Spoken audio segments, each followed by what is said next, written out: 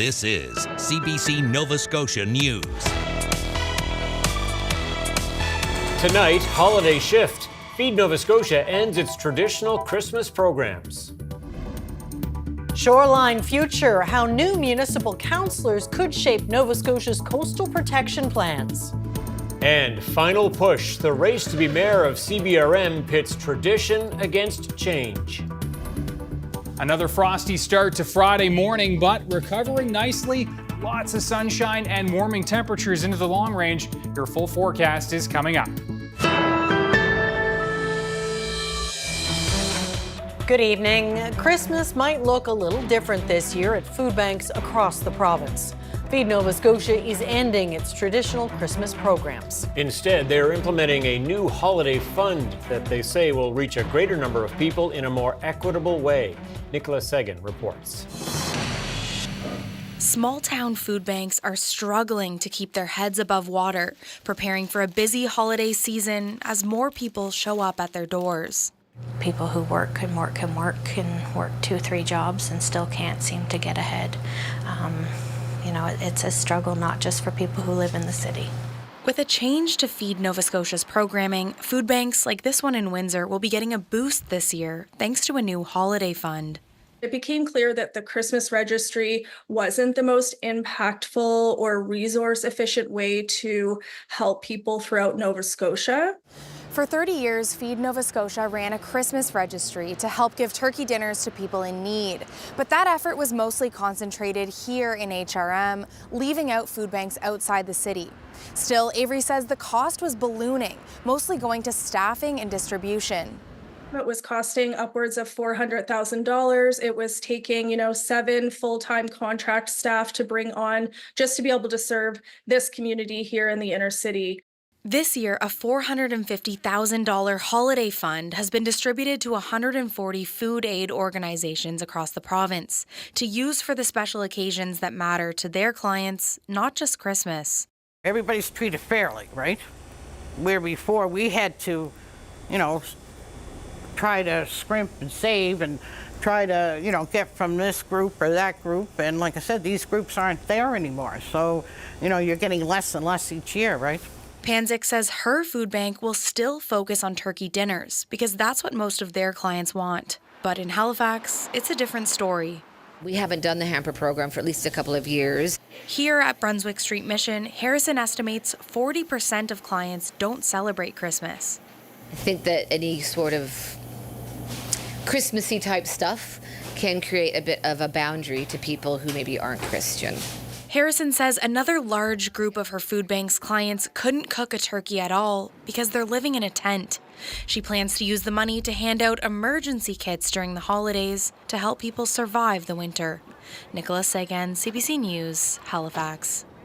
The province has released the latest numbers for the list of people waiting for a family doctor in Nova Scotia. The province has not released the numbers since June, when there were over 160,000 people on that list.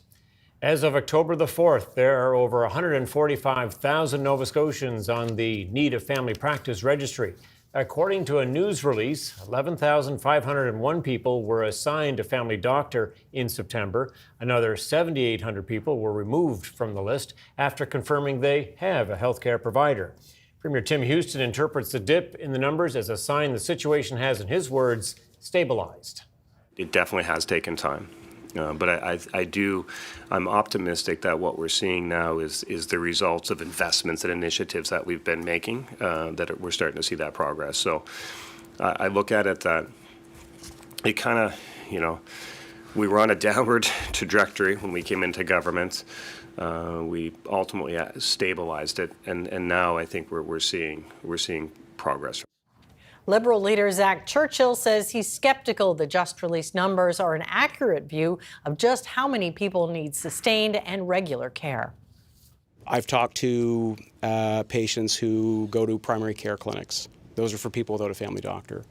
They have been taken off that list. I don't think that's right. So I don't trust the numbers, but even if the best that they could come up with is 140,000 people that still need a family doctor, this is a worsening crisis. They talk about their tech deals. They talk about their innovations. They talk about deals with pharmacy clinics. All of these are fine, but they are not actually giving Nova Scotians doctor clinics. They are not giving Nova Scotians attachment to primary care, which is what we need. Gender says the numbers still show twice as many people on the list than when the PCs came to power 3 years ago. The news release said there are 10 new family doctors starting in this province this month and next.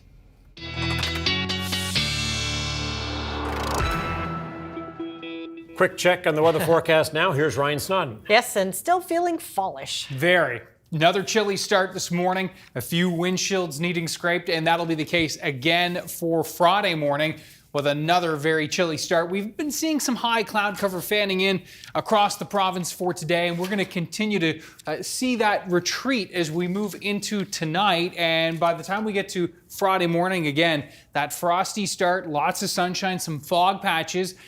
So be mindful of that if you're traveling early on. That area of high pressure moving in, helping to drive the system back to the south. And so it is a beautiful day tomorrow. Maybe a few clouds, Cape Breton and northern areas, and a little bit more of a northerly component to the air for Friday than there was for Thursday as well. Sustained near 20, gusting 30 to even 40 kilometers per hour at times. Likely our hotspot tomorrow down near the Yarmouth area, and that's not always the case, as we know. Now, as we look into the Saturday time frame, another frosty start on Saturday morning, and then that wind shifting to southwesterly Saturday and into the Sunday time period, which is really going to bump up our temperatures mid to even high teens. A weak front coming through on Sunday, but that really won't hamper us at all. Maybe a few clouds, but our temperatures continuing well above seasonal through much of next week. We'll talk about it with your 7-day coming up. All right, we sure will. Yes, Sounds good. stay tuned. Okay, thanks, Ryan. Thank you. Well, with the province issuing guidelines for shoreline development earlier this year, the next cohort of municipal councillors could shape coastal protection plans in Nova Scotia. The CBC's Luke Ettinger explains. The Nova Scotia Federation of Municipalities supported the Coastal Protection Act, but this year the province scrapped the legislation that would have regulated shoreline development, instead creating a Coastal Protection Action Plan with guidelines for municipalities and landowners. This government has said they would trust Nova Scotians to make the right decisions, but we're not seeing that happening in real time. People are building within feet of the coast, within meters of the coast. 60% of Nova Scotians support mandatory rules, according to a survey commissioned by the Ecology Action Centre. But Winkler says there may never be action in some communities. If you speak to municipal folks around the province, you'll hear that they know that some municipalities may never enforce coastal protection rules, either because they don't have the capacity or maybe there's no political will for that. So you'll end up with a patchwork of rules across the province. Some municipalities are following the District of Lunenburg, where there are rules restricting the proximity to banks and height above sea level, as well as mandating vegetative buffers near wetlands. The County of Antigonish is working to develop their own bylaws. But these disasters don't actually follow any borders. And so this is why it's important to have a provincial leadership on this issue. But Curry says it's far from the top issue on the doorstep. She says right now, more voters are focused on the lack of housing, but the two issues are tied together. So it kind of ties into that issue as well. Like, okay, well, we need to have a plan in place that both allows us to have more affordable housing in the area, but also protect our coastline for generations to come. Municipal Election Day in Nova Scotia is on Saturday. Luke Ettinger, CBC News, Halifax. Electronic voting has ended in Cape Breton Regional Municipality, and that has candidates looking ahead to Saturday's paper ballots to get out their vote. For two mayoral contestants, that will mean a battle between tradition and change. The CBC's Kyle Moore has the story. Volunteers are working away inside Cecil Clark's headquarters. For the folks here, the next few days will be crucial to ensure ballots are cast in his favor. And this is when it kind of comes right into the old traditional old-fashioned campaigns. It's door knocking, did you vote yet? It's on the phones. Joe Ward, who is a newcomer to the mayoral race, has focused his campaign online. No headquarters or traditional signs. Instead, he's answered messages and detailed his plan through videos on social media. Rather than invest the time running around delivering signs, which really say nothing about the candidate, I'm going to put absolutely everything there is about me out there so that people can know who I really am, get a sense of how I communicate, whether or not I'm authentic, and then let them do the campaigning for me. So for me, instead of like an organized political party campaign, I've got a grassroots campaign happening right now. Ward says he plans to use online messages and targeting of voters to encourage people to cast a paper ballot on Saturday. According to CBRM's website, just under 22,000 people had cast a vote by phone or internet by the close of electronic polling on Tuesday night. That's around 27% of all eligible voters. I wouldn't use the early voter turnout results from online voting to make an absolute prediction for what the overall voter turnout will be. Tom Urbaniak says the fact the CBRM has multiple acclamations could affect voter turnout. He says it will be up to the mayoral candidates to get voters to the polls. But he says now that online voting is over, it's a lot harder for the online campaigns to attract voters. The candidates who have strong, on-the-ground organizations, teams of volunteers who have identified voters, who have delivered paper literature to each of the mailboxes.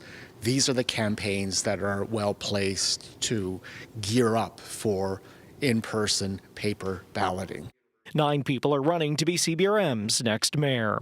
Kyle Moore, CBC News, Sydney. Commercial license holders who have been allowed to catch the lucrative Elver worry they stand to lose major business if the fishery is reorganized. The changes to allow new entrants to the fishery are outlined in letters sent by the Department of Fisheries and Oceans this week to the industry. Licensed commercial holders say that DFO plans to have 50% of the quota go to First Nations in Nova Scotia and New Brunswick.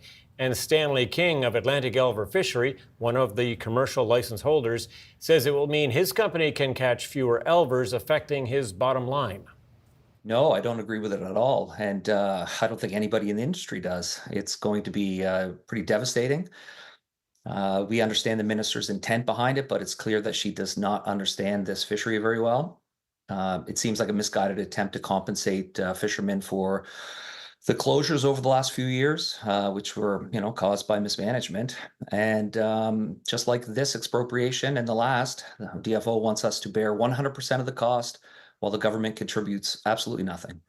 The 120 fishermen employed by the commercial license holders, including Atlantic Elver Fishery, to catch the juvenile eels, are trying to understand the implications of the new federal proposal as well.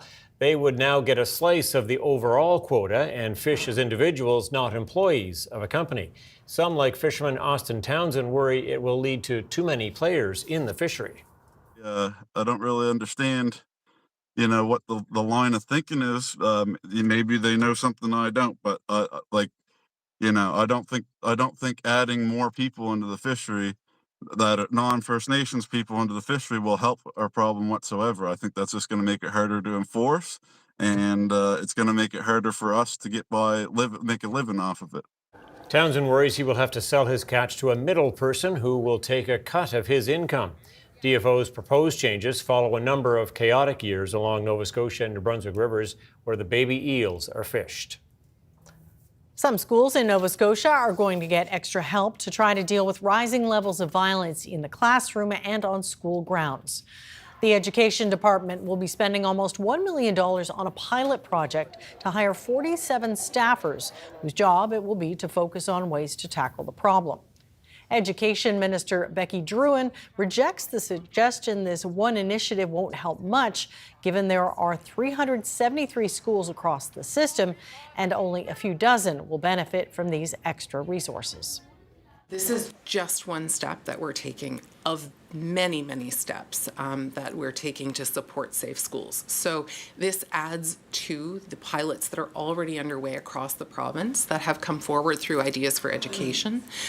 This also is in addition to the work that we're doing around policy and to support policy improvements like the Code of Conduct. Although it was promised this fall, Drouin says that new Code of Conduct will be ready to roll out in the new year.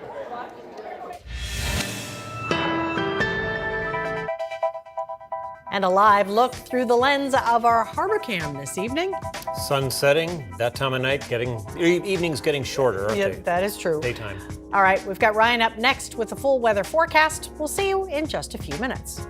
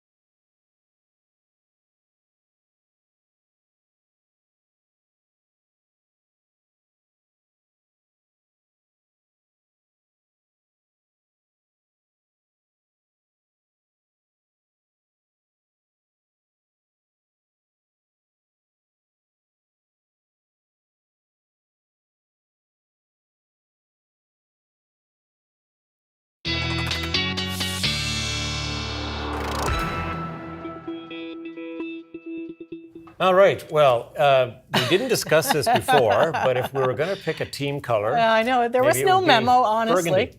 Very Ron Burgundy, right? Burgundy Thursdays. It's a thing now. Yeah, absolutely. why not? It's kind of a full of color, You I guys guess. have never looked so good, I gotta say. Full movie, yeah, okay. Yeah, for sure. And it is, listen, it is fall, so adding a little bit of color and a beautiful day, a beautiful stretch shaping up. So let's lean into that for sure. Let's have a look at our webcam video. The Churro. sunset. Gorgeous. Sunset in Churro in at 6:23, so just moments away. Chairs are always empty there. That's what we've I noticed know, the last that's few times. When I loaded this cam up, there were like two people just walking by. They're camera shy. There are folks in the area enjoying this nice bet. evening, and along the lower Churro spot there, you can see some of the high cloud cover being picked up there by that webcam, and we have been seeing that rolling in, especially across the Atlantic coastline today and in through the southwest. Temperatures have already dropped into the single digits. This is a sign of what's to come today. Yeah, we did peak in the double digits today for most, but it is going to be a chilly night tonight with these clear skies. Note the winds, yeah, sustained right now, 15 at Greenwood, 22 along the coast of Beaver Island there, 20 at Grand Etang, 17 at Yarmouth, but the winds becoming pretty light, and that also sets the stage for frost. Makes it more favorable with those light winds. This cloud, which again has fanned in across a good portion of the region there. Again, we could just see the edge of it in Truro, but thicker down towards the south and west. The cloud will retreat back south as the area of high pressure really starts to take over tonight, and we're looking at the warm air that we're tracking now on the other side of this high, rolling out of Texas, northward, and then into the Great Lakes. And how warm is it? Well, yeah, you can see temperatures 22 in Minneapolis, 19 in Winnipeg. On the other side of the front, low double digits, single digits, Edmonton, Vancouver is at 12, Whitehorse is at -5. But yes, this dome of warmer air is what's going to be pushing in around the backside of that high as it moves in. Tonight, widespread temps near the freezing mark and dipping below the freezing mark. Fog patches setting up tonight, and it is just, again, going to be a real scrapey type morning for tomorrow. Make sure you've got that scraper ready to go. Hate to see it, you know, when you see folks with the credit card out there scraping away. It does work, but the scraper's so much better.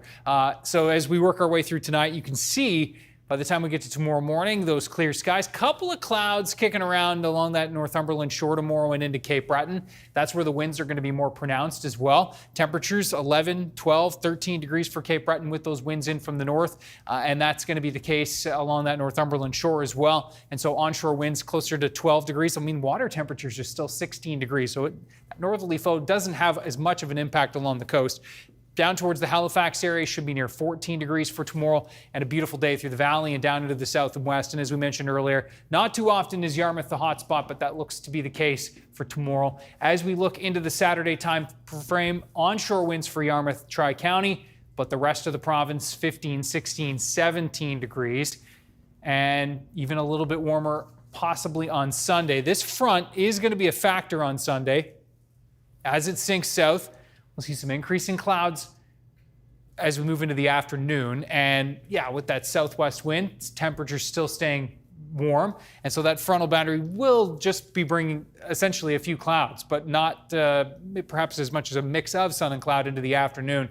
But it won't really impact our temperatures a whole lot, aside from that cloud being in the mix. But we should still be in that 15 to 18 range on Sunday. Monday looks good. Better chance, the best chance of a few 20s will be Monday. Can't rule it out Sunday, but Monday looks better. And then we are looking at the showers edging in Wednesday into Thursday as our next front approaches. Still keeping an eye on this system. I've been updating us all week, and so I want to update you on the chances dropping that this is going to become a tropical system, tropical storm. That chance now down to 30%. Earlier in the week it was about a 60% chance. So nice to see that possibility dropping over the last couple of days, Tom and Amy. Yeah, liking those odds. They look a lot better. I think we should start talking about Saturday and Sunday a bit more too, because that looks really nice. Spectacular, on the road there, doesn't it? Yeah. Hiking weather for sure. All right, okay, we'll Ryan, take it. thank you so much. Thank you. Coming up, DFO plans to redistribute up to 75% of the Elver quota. What that means for license holders and the companies that employ them.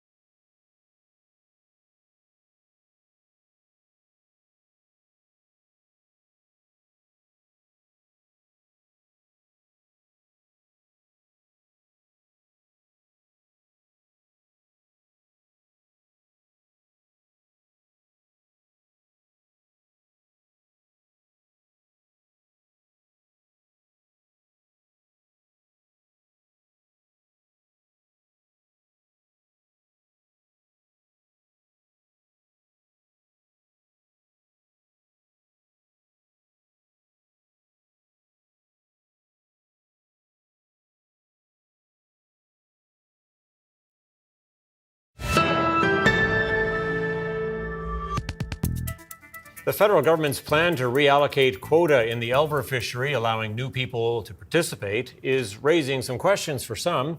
Licensed commercial Elver fishers say that DFO plans to have 50% of the quota go to First Nations in Nova Scotia and New Brunswick and allow current employees of license holders to have their own licenses. Stanley King is a commercial license holder with Atlantic Elver Fisheries. So, sir, just to start, can you just very quickly explain how the licenses work now with commercial companies and Elver fishermen? Sure. So there are 8 commercial licenses, and just like any other companies in other fisheries, we have employees. Each company employs anywhere from 15 to 40 different fishermen, and it's sort of like a collective each year. Now, every company is structured slightly differently. Some are co-ops, some are partnerships between adult eel licenses that have been retired, and we're sort of all in this together. And so the change that you're hearing could be coming. Do you agree with it? How do you feel about it? No, I don't agree with it at all. And I don't think anybody in the industry does. It's going to be pretty devastating. We understand the minister's intent behind it, but it's clear that she does not understand this fishery very well. It seems like a misguided attempt to compensate fishermen for the closures over the last few years, which were, caused by mismanagement. And just like this expropriation and the last, the DFO wants us to bear 100% of the cost while the government contributes absolutely nothing. And just to be clear, could you just decide, sort of explain that divide, that separation that's going to happen as it was described in the letter to the industry?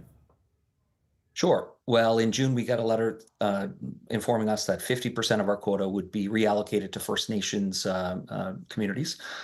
And with the caveat that there may be a little bit more to take from you as well. And this recent letter is that caveat. So they're planning to take another up to 25% from what we can tell of our quota to give to employees in the industry. Now, the problem is the minister doesn't realize that the employees will make much more money with us fishing as they always have than they will with the meager amount of quota that DFO plans to give them. So it's really a misstep. Okay, and so how will it affect your business then and the business that you run? Well, I don't think you have to work on Wall Street to realize that a 75% expropriation by the government is devastating to any business in any industry. So, we're going to have massive layoffs industry-wide. So we're going to go from having employees that are compensated very, very well, the top 20% of Canadians, to having almost no employees. And these guys are going to have to go out and fish on their own to make half as much money. They're not very happy about it, the fishermen themselves. I gather this is the federal government thinking there's a few people making way too much money off this fishery. Part of it's trying to spread the wealth around, I suppose. In particular, government thinking that some of the commercial license holders are making too much. What do you make of that argument? Well, I think you've hit the nail on the head. That's exactly what they think, but they've never looked at the books. And like any commodity, we are up and down in price all of the time, from the basement up to the top. And this $5,000 a kilo that is so often reported in the media is just an outright lie. I think it might have happened once a few years ago, but it's not as lucrative as people think. And our employees, if you look at the pay stubs that we give our employees, their T4s, the minister would be shocked, and I know she would be. So she is really doing a disservice to the fishermen that she thinks that she's helping. I think she thinks she's playing Robin Hood. But isn't putting the fishery in the hands of more fishermen, per se, if that's what's happening here, maybe more like the lobster business, isn't that good for the fishery, good for communities? Well, like I say, it's going to simultaneously cost all of those communities good-paying jobs that they had with their original companies. But, our goal right now should be to have a working 2025 fishery after so many closures and so much financial ruin. We've seen that DFO is not capable or not willing to enforce the fishery as it is in its current state. And this year we're seeing other sweeping changes on many new regulations, new traceability systems, new moderate livelihood fishery. So in this unstable fishery that DFO cannot enforce, they plan to add another 150 new fishermen. It's not prudent. Okay, we'll have to leave it there. Stanley King, thank you. Thanks very much.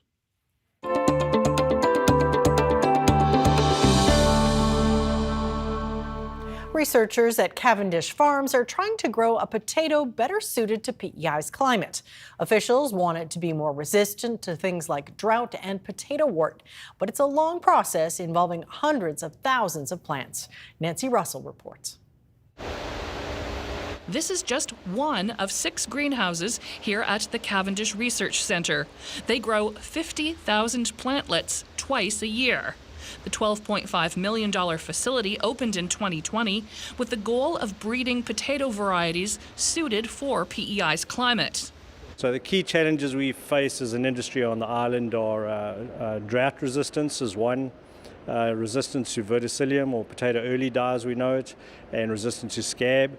And then the other one we've introduced into the breeding program is resistance to potato wart. Bristow says Cavendish is in year 6 of what the company is hoping will be a 9-year cycle to produce some new varieties. They're zeroing in on 5 that show the most potential. They've just been harvested from these test plots, and the best of them will be planted again next year. In a conventional breeding program, the stats are normally somewhere between 1 and 2 new varieties out of that 100,000, and we start the 100,000 every year. Here at Oyster Cove Farms, John Ramsey is watching over the 2024 crop as it comes in from the field. He and his sons grow for Cavendish Farms. Whenever an opportunity arises to try a new variety, everybody's interested in doing it, especially us. Ramsey says he likes that the new varieties are being developed on PEI. He says it has been a very dry summer here near Malpeque Bay, and so, among other things, he's hoping for potatoes that are resistant to drought. Some of these newer varieties we're finding can use less fertilizer, which is very important too with everything with respect to carbon and climate change. And if we can grow less acres to produce the same amount of potatoes, then that's key as well. Back at Cavendish Farms, the 2024 harvest is underway. These are russet Burbanks. They last a long time in storage, which is why they are still about a quarter of the Cavendish potatoes.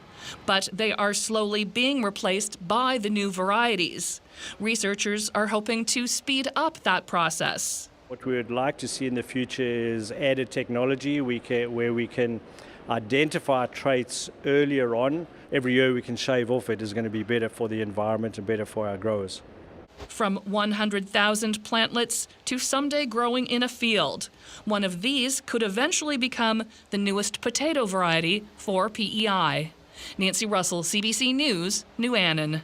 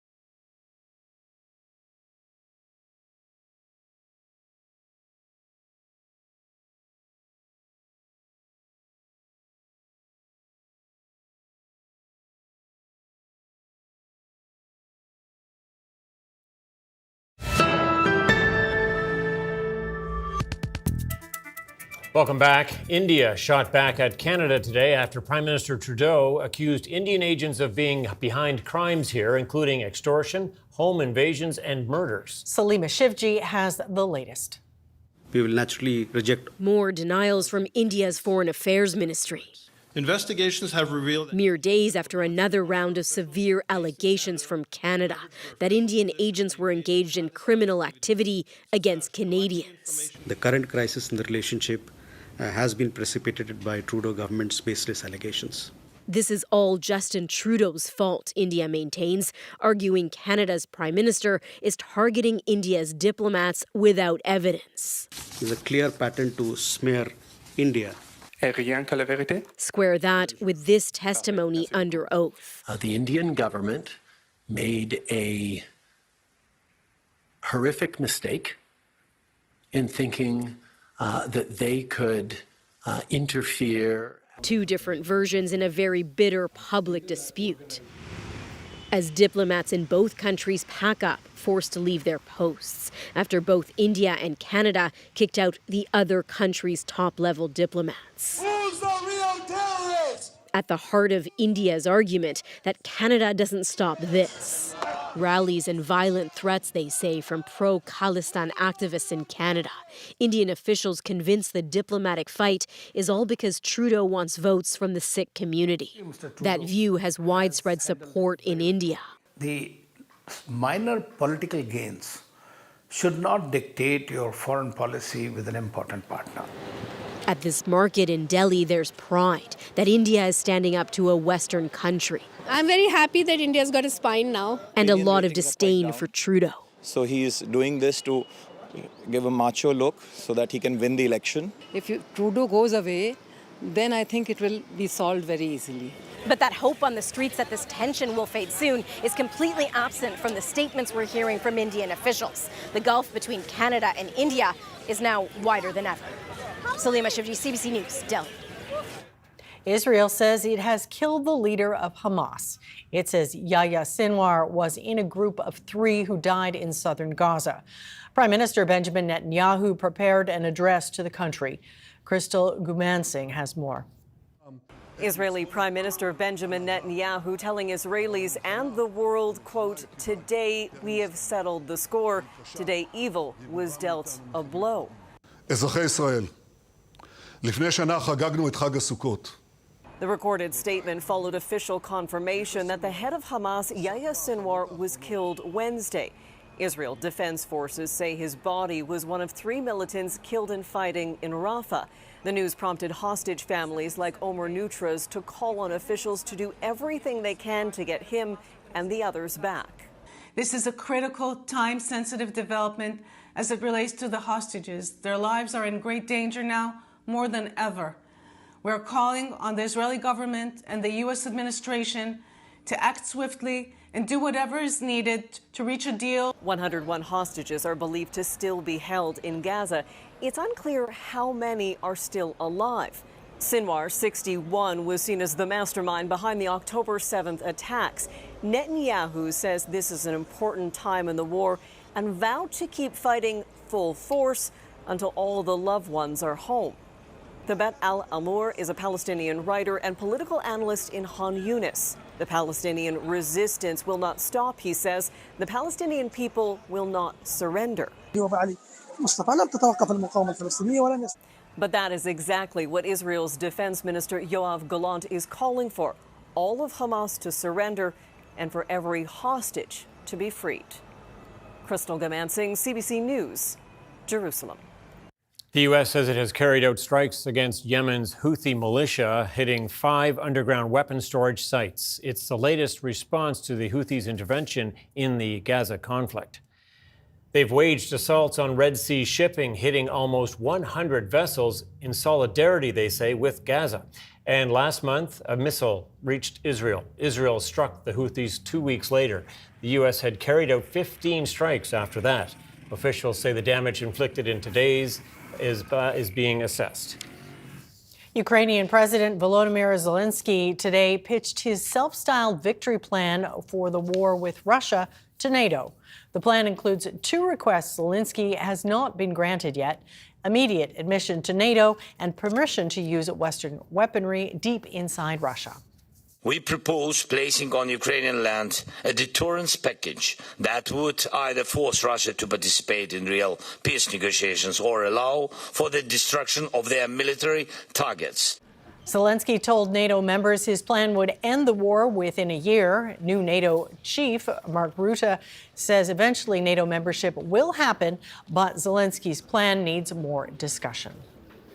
Fans of pop music from the 2010s are today mourning Liam Payne. As a teenager, he was a member of the British boy band sensation One Direction. Last night, at age 31, he fell from a hotel balcony in Argentina. Julia Chapman reports. Hotel staff in Buenos Aires called the police in the early hours of yesterday evening, and the transcript that has been released from that phone call suggests that they were worried for the guests' safety. They talked about a man acting aggressively, trashing a hotel room, suggesting that he may have been under the influence of drugs and alcohol. It was later heard a big thud in the courtyard of that hotel. It's not entirely clear what the timeline was, but there is a suggestion that police may have arrived just moments too late. Liam Payne shot to stardom as a young man, only 14 years old, when he first auditioned for the British talent show The X Factor. He then became part of One Direction, one of the biggest boy bands in musical history, but they didn't last for very long. In 2016, they disbanded, many of the members, including Payne himself, going on to try to forge solo careers. And with Payne, he had mixed success. He did release a number of singles, of albums, but none of them were quite as successful as the career he'd had with One Direction. He'd also spoken quite openly about his struggles with mental health and addiction.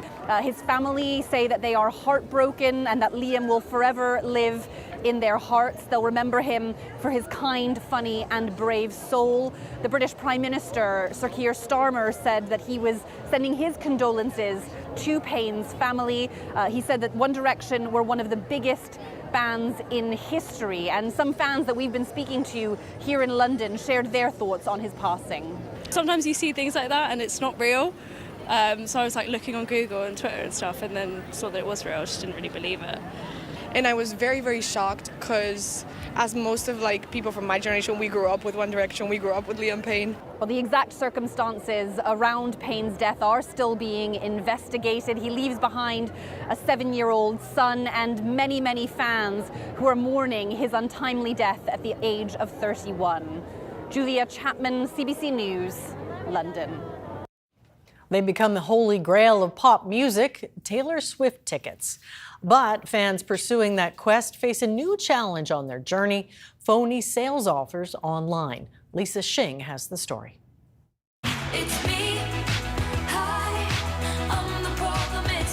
For die-hard fans, the desperation to see Taylor Swift live is creating big problems. It's just hard, to point out who is real. For a year now, Summer Nickel has been on Facebook in search of tickets to the Vancouver shows in December. 15 attempts so far. All of them failed. They're very needy, they're just they want you to send the money now. Tickets to the singer's Canadian dates sold out instantly last summer, and resale prices are going for thousands of dollars above face value. Now that the shows are coming up, scammers are taking advantage, some by hacking Facebook accounts. You can see on the screenshot, "Hi, I'm selling out of my 4 Taylor Swift tickets." Someone also made a fake profile of Nickel's own account to try and scam others. These tickets are a hot commodity. It adds an element of legitimacy when it's coming from a friend. Trying to figure out what's real can be tough. Even a quick search for tickets brings up a ton of posts, but it's hard to know who to trust. I didn't see the red flags. All to say, I figured out it wasn't real. Some people who have been hacked say they've complained, but Facebook hasn't done anything, nor has it responded to multiple requests for comment. Toronto Police also says to verify the seller's identity, like calling them up. It's very, very difficult for that money to ever be seen again. It's beyond the financial loss. It's really the heartbreak that we see, because it's parents that are desperate to buy these tickets for their kids, or kids themselves who are desperate to get them. For Nicole, the love of Taylor Swift goes back to her first concert more than a decade ago, so she'll continue scouring. I'm willing to pay a pretty penny for a ticket. Even if it means standing outside the venue when the time comes. Lisa Shing, CBC News, Toronto. As some families across Canada struggle to put food on the table, a new federal program promises relief. The school-based initiative requires provinces to sign on, but only Newfoundland and Labrador has done so. Deanna Sumanak-Johnson reports. At this school in Newfoundland, this charity has helped feed students for decades. But lunches like these can now be enjoyed by more children in Newfoundland thanks to a new school food program deal announced by the federal government in the spring. We're working closely with the province right now and looking at, high socioeconomic needs, areas where there is a huge demand for a program. The deal works, kind of like with affordable childcare, when the provinces sign on, something only Newfoundland and Labrador has done so far. But in places where that hasn't happened, like in Ontario, home to 40% of Canada's school children, the holdup is excruciating for families and advocates like Jessica Stevenson. The time is now. This school food program in the Niagara region was hit with what Stevenson calls the perfect storm. Soaring prices of food, more families needing help feeding their kids, and increased population in the area. About a year or so ago, we were forced to shut down 13 programs 3 months early. And so that's 13 schools worth of children that didn't have food in their bellies. But experts expect more provincial deals will be signed soon, many before winter, and the benefits will be felt for generations to come. School food is not that expensive in the scope of things compared to roads, compared to so many things. And what governments all around the world are realizing is that it is one of their wisest investments, long term. An investment to the tune of $1 billion over 5 years divided across provinces to help make sure lunches like this one. Today we got macaroni and cheese, mixed vegetables, garlic bread, and fruit. Get to fill more bellies and fuel more young minds. Deanna Sumanak-Johnson, CBC News, Toronto. As the country aims to hit its net zero target, wind and solar energy installations are on the rise in Canada. But all of those new solar and wind turbines will raise questions as well, including what to do with them when they reach the end of their lifespan. Paula Duhatchak has more. This panel is no longer useful. Inside this warehouse are thousands and thousands of old, busted up solar panels. I call it the big green elephant of renewable energy, is the waste material. Dan Carochi has spent years installing renewable energy infrastructure. His new venture, figuring out how to dismantle and recycle it when it doesn't work anymore. Renewable energy is a new waste stream. We need to get future ready in order to manage that waste so it doesn't end up in landfills or orphaned. Some provinces are mulling how to bring these materials into their recycling systems, but coordinated programs and facilities are rare. That has some companies thinking about how to turn that trash into treasure. I think companies that are thinking about recycling now and thinking about what opportunity they can get from the reuse of the steel and the copper and the precious metals in these projects are really going to be in boom times in 20 years or so when these projects come to the end of their lifespan here. According to the University of Ottawa's Smart Prosperity Institute, by 2050, the country will be dealing with at least 365,000 tons of expired solar panel waste and 4.5 million tons of waste from wind turbines. And what we're doing is we're creating other environmental problems while trying to address the climate problem. We need to move fast on climate, but we need to make sure we're not creating additional problems along the side of it. What you can see here is just a fraction of what we've collected from various projects. As for Dan Carochi, he's not waiting around. The underlying message that we've gotten from everybody is that it's too early for renewable energy waste recycling. But as you can see, it's definitely not too early. We are behind the times. We need to get future ready. He hopes to have a recycling facility up and running by the end of the year. Paula Duhatchek, CBC News, Brooks, Alberta. And here now is a look at how the markets did as we head to break.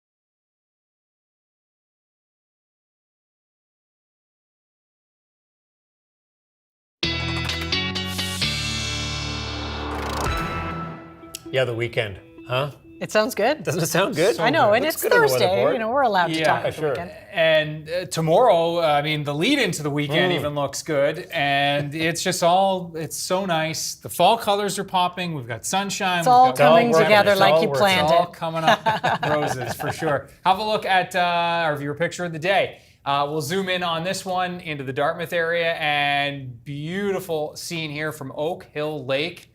That looks Mirror so image, nice. huh? Fall colors. See the clouds in the water there? Yeah. Really nice, yeah. Tim Dunn, thank you so much for sharing.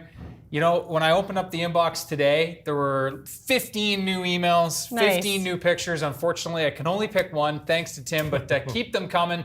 Love to see all your pictures. Ryan's Picks at cbc.ca. All right, on to the forecast for tomorrow, and you can see we've got, some clouds building in over the northeast tomorrow and into Cape Breton, but it's even there. It's mostly sunny skies. Nothing but sunshine expected from the eastern shore down through Halifax and into the southwest. Looking at that north to northeast flow tomorrow, so that will, with that wind coming from the land, looks more favorable for places like Yarmouth and Shelburne to get into that 15 range for tomorrow. Now for Saturday, we're looking at another beautiful day. Winds from the west to southwest on Saturday. Temperatures are going to be in that 14 to 17 range. Looking really, really nice as well. Now into the long range forecast, we are going to be looking at, again, a pretty nice setup here. So Saturday, temperatures, again, as we just mentioned, in that 15 to 17 range. Looks like Sunday, better chance for some 18s, 19s. Some forecast models a little more bullish on a couple of pockets near 20, but that looks more likely on Monday. Maybe not widespread 20s, but certainly possible. And then for Tuesday, Wednesday, still warm. Cold front comes through Thursday. All right, Ryan, thanks for that. Yeah. Well, when the spacecraft Artemis 3 flies to the moon in 2026, one thing is for sure, the astronauts will be looking good. Yeah, the luxury brand Prada unveiled the design of a spacesuit to be used in the first astronaut moon landing since 1972. Prada worked with Axiom, a privately funded U.S. space company, to make a suit that can withstand extreme temperatures. The astronauts will also need the flexibility to perform spacewalks for at least 8 hours.